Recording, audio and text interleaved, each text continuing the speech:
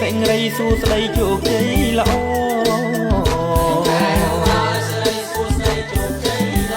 សម្រាប់បំផុតនៅពុទ្ធបរិទ្ធិបវរសេរីសួស្ដី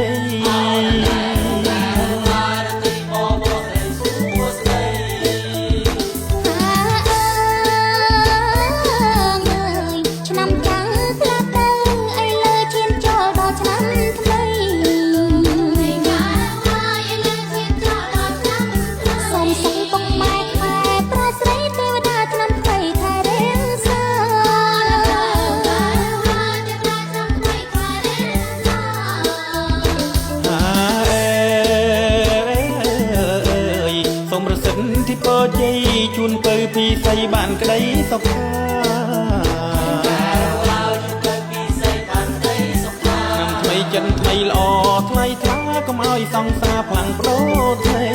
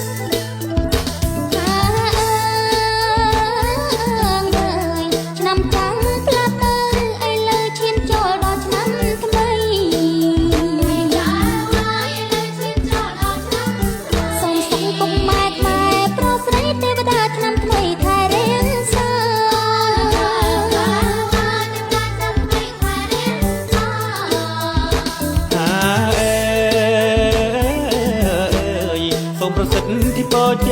ជួនពើពីស័យបានក្តីសុខាឆ្នាំថ្មីចិនថ្មីល្អថ្លៃថ្លាកុំឲ្យសង្សារផ្លាំងប្ដូរ